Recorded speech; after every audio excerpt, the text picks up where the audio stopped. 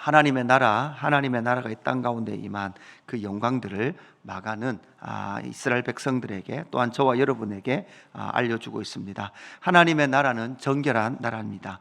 내가 거룩하니 너희도 거룩하라 이렇게 말씀하셨던 그 하나님의 나라의 정결함, 그 거룩한 나라가 하나님의 나라죠. 그러나 우리가 어제 살펴보았듯이 7장의 장로들의 유전, 그 유전을 지키느냐라는 이 문제를 가지고 정결 논쟁을 펼쳤습니다. 무리로 이루어지는 그 하나님의 나라는 정결할 수 없다. 인간이 만든 전통으로도 정결할 수 없을 뿐만 아니라 인간의 마음의 변화가 정결함을 이룰 수 있다라고 그렇게 말씀을 나눴습니다. 이 정결 논쟁은 오병이어 표적 이후로 백성들이 민중이 예수를 왕 삼으려고 하는 상황 가운데에서 예루살렘으로부터 파송을 받은 자들과 함께 논쟁을 했습니다. 그 이후에 이제 오늘 읽었던 7장 24절부터 해서 8장 10절까지는 예수님께서 이방 땅을 두루 다니시며 행하셨던 그 표적들을 우리에게 알려주고 있습니다. 이방 땅의 여행, 이제 이 예수님께서 이방 땅으로 가시면서 이제 이 이방 땅, 소위 이스라엘 백성들로 봐서는 부정한 땅이죠. 정결하지 못한 땅이죠. 정결 논쟁 이후에 예수님 바로 발길을 어디로 옮기십니까? 이방 땅으로 옮깁니다. 결국 여러분, 우리가 오병이어와 연결해 보면 많은 사람들이 예수를 따랐지만, 예수를 왕 삼으려고 했지만, 예수님은 오병이어 표적을 무엇으로 해석해 주셨습니까? 나의 살과 피를 먹고 마시지 않으면 너희는 생명을 얻을 수 없다라는, 그렇게 요한복음 말씀과 연결해 보면 그렇게 오병이어를 해석해 줄 때 예수 신앙 어렵다라고 이야기하면서 이제는 예수를 따르지 않았습니다. 그래서 이제는 예수님은 12 제자들만 데리고 이방 땅을 다니시는 그러한 장면이 나타나게 됩니다. 소위 말하는 부정한 땅, 오늘 24절에 보니까 예수께서 일어나사 거기를 떠나 두로 지방으로 가서 이렇게 말씀하고 있죠. 그러니까 갈릴리 호수에서 한 50km 정도 북쪽에 위치한 시리아 땅이죠. 이방 땅이라고 말하는 이 지역, 부정한 땅, 정결하지 못한 땅에 가셔서 그곳에서 어떻게 이방 땅 가운데에서도 하나님의 나라가 임하게 하시는지를 오늘 이 본문을 통해서 살펴보아야 합니다. 부정한 땅이라고 말했던 그 이방 땅에 어떻게 하나님의 나라가 임합니까? 어떤 자들에게 하나님의 나라가 임합니까? 첫 번째는 자신의 비참함을 인정하는 그곳에 하나님의 나라가 임합니다. 우리가 잘 아는 수르보닉의 여인, 그 여인의 딸이 귀신이 들렸습니다. 예수가 오셨다는 소식을 듣고 예수의 발 아래 엎드립니다. 그리고 그 여인이 자신의 딸의 귀신 들림을 낫기를 그렇게 예수님께 간구하죠.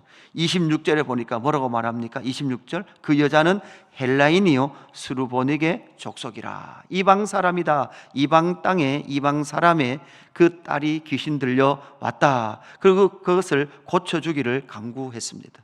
그럴 때 예수님은 27절에 우리가 잘 알듯이 자녀로 먼저 배불리 먹게 할지니 자녀의 떡을 취하여 개들에게 던짐이 마땅치 아니하다, 이렇게 말씀하죠. 참 우리가 지금 생각해 보면 참 비인격적인 말 같기도 하고, 어떻게 그렇게 비참하게 말할 수 있습니까? 라고 생각할 수도 있을 겁니다. 유대인들에게 개라는 존재는 어떤 존재입니까? 신명기 23장 10절에 보니까 창기들이 번 돈은 개 같은 돈이다, 이렇게 표현을 하고 있습니다. 사무엘하 9장에도 다윗이 이 사울의 아들 무비보셋을 돌볼 때 이 개 같은 저를 어떻게 이렇게 용납하여 받아주십니까? 이렇게 이야기를 하기도 합니다.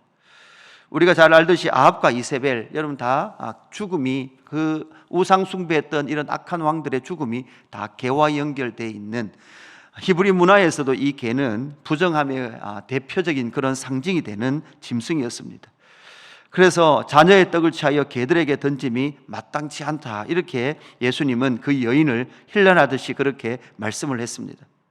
그럴 때 이 여인은 어떻게 대답합니까? 28절, 여자가 대답하여 이르되 주여 올소이다마는 상 아래의 개들도 아이들이 먹던 부스러기를 먹나이다.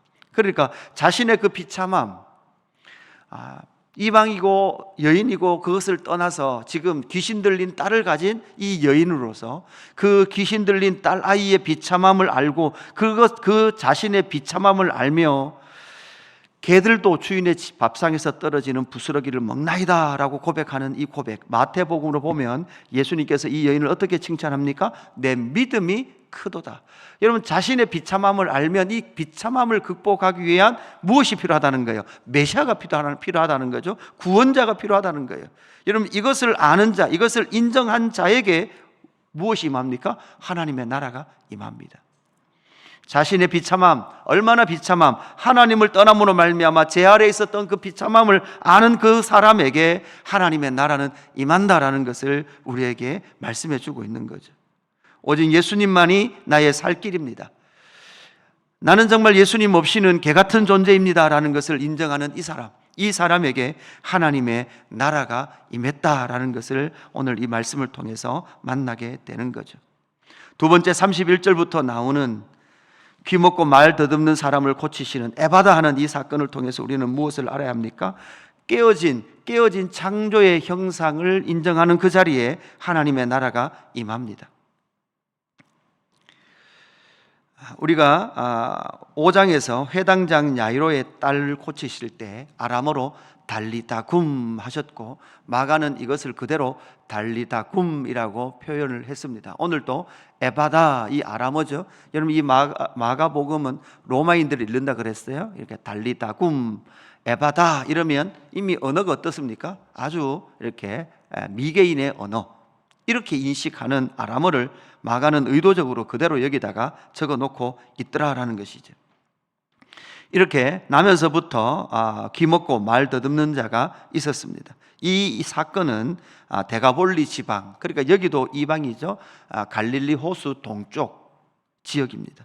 그래서 이 데가볼리를 지나 갈릴리 호수가, 그래서 이스라엘 땅에서 보면, 약속의 땅에서 보면 이 동쪽 맞은편 해안가 어디에서 행하셨던 그런 표적입니다.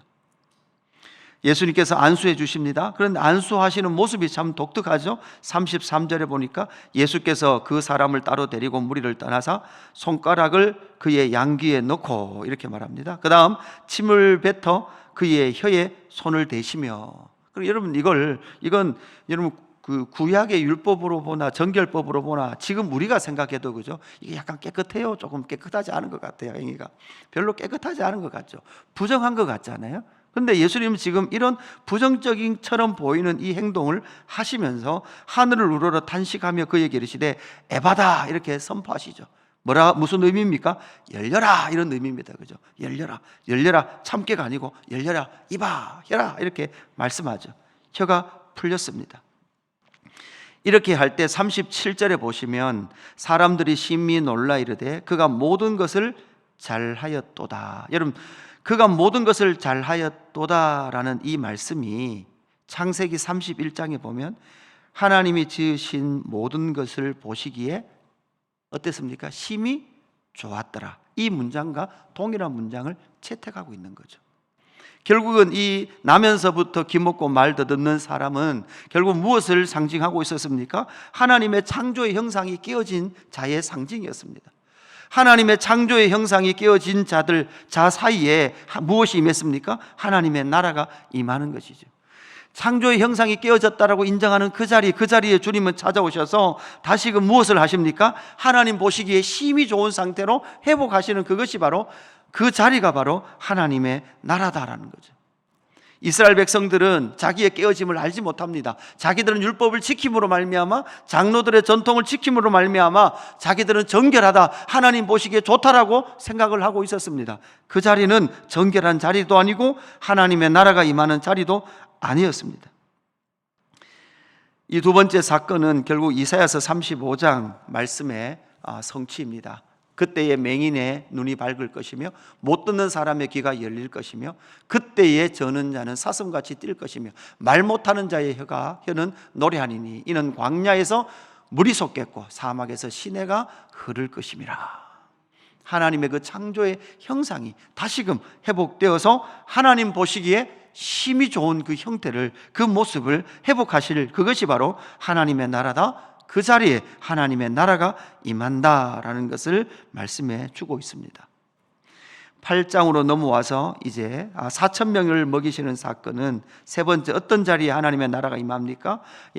주님의 긍휼한 마음이 임하는 그 자리에 하나님의 나라가 임합니다. 2절에 보니까 큰 무리를 보시고 예수님이 어떻게 하신다고요? 그 무리를 불쌍히 여기십니다. 그러니까 오병 이후 예수님을 계속 따라다녔던 그 무리 계속 예수님을 뭘 삼으려고 합니까? 임금 삼으려고 하는, 그 임금 삼으려고 하는 이유가 무엇입니까? 자기들이 무엇을 먹은 거예요? 육신의 양식을 먹은 거예요. 육체의 양식을 먹고 그렇게 자기의 육체의 양식으로 배불리 먹일 수 있는 그런 왕을 구하는 그들에게서는 예수님은 몸을 숨기셨습니다. 이방 땅에 오셔서 그 무리를 불쌍히 여기는데, 그 무리는 어떤 무리였습니까? 이미 예수님과 함께 사흘을 지냈습니다. 사흘을 지냈는데 광야에서 아무것도 못 먹고 사흘을 지냈어요. 4절에 보니까 제자들이 대답하되 이 광야 어디서 떡을 얻을 수 있으리까? 의도적으로 광야라는 단어를 쓰죠. 여러분, 구약 이스라엘 백성들이 광야에서 사흘 동안 아무것도 못 먹었으면 여러분 아마 어떻게 했을까요? 그들 또 모세에게 찾아가가지고, 그죠? 우리 먹을 것 내놓으라고, 아니면 우리는 또 애굽으로 돌아가겠다고. 이방 땅에서 만났던 이 많은 사람들은 이 사흘 동안 왜 여기에서, 이 광야에서 예수님 앞에 머물러 있었을까요? 사흘 동안 그들은 기진한 있는 상태에서 주님은 그들을 불쌍히 여기십니다. 그리고 제자들에게 너희가 이것을 먹을 것을 줄 것을 요청하는 것에 대하여서 제자들은 광야에서 어디서 떡을 얻어 이 사람을 배부르게 할 수 있겠습니까? 여러분, 제자들이 이 4절을 이야기할 때 이거 알고 이게 의도적으로 이렇게 했지 않다면 제자들은 정말 믿음 없는 사람들일 것이다, 이런 생각이 들더라고요. 아마 기대했겠죠. 너희들에게 떡이 몇 개 있느냐? 7개, 물고기 2마리. 결국 4천 명이 먹고 7강주리가 남은 이 사건을, 오병이어와 참 유사한 이 사건을 어디에서도 행하더라? 바로 이방 땅에서도 행하더라라는 것을 우리에게 말씀해 주고 있습니다. 결국은 주님께서 긍휼히 여긴 그 백성, 긍휼히 여긴 그 무리에게 하나님의 나라가 임하고, 그 하나님의 나라가 임할 때 그 땅이 이방 땅임에도 불구하고 결국 먹고 남은 7강주리, 참 상징의 수가 독특해요. 오병이어는 12강주리, 이방 땅에 왔을 때는 7강주리로 이렇게 남은 모습들, 남아있는 그러한 풍성한 하나님의 나라의 모습을 우리에게 보여주고 있는 것이죠. 결국은 이 예수님 역시 이방 백성에게도 당신의 살과 피를 먹고 마심을 통하여 하나님의 나라가 임하게 하시겠다라는 것을 보여주고 있는 것이죠. 사실 이 세 사건은 앞으로 누구가 경험하게 될 하나님의 나라입니까? 사도들이, 앞으로 예수의 제자들이 가장 먼저 복음이 전하여지는 이방 땅까지도 하나님의 나라로 회복되는 영광을 예수님께서는 이때 제자들에게 보여주고 있는 것입니다.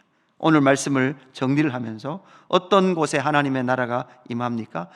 부정하다고 생각했던 이방 땅에도 하나님의 나라가 임하는데, 자신의 비참함을 인정하는 그 자리에 하나님의 나라가 임합니다. 그뿐만 아니라 자신의 깨어짐을 인정하는 그 자리에 하나님의 나라가 임하고, 그뿐만 아니라 주님께서 긍휼히 여기는 그 자리에 하나님의 나라가 임하는 줄로 믿습니다.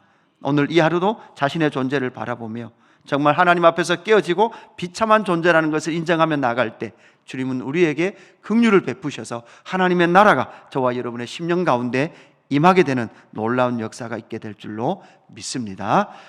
아버지 하나님, 감사합니다.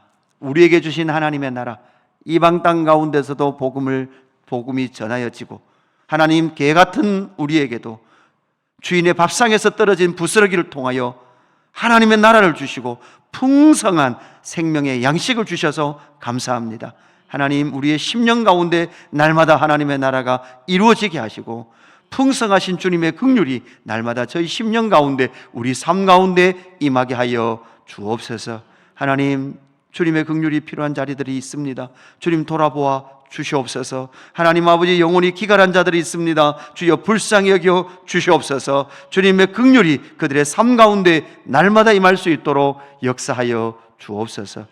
감사함을 드리며 구주 예수 그리스도의 이름으로 기도드리옵나이다. 아멘.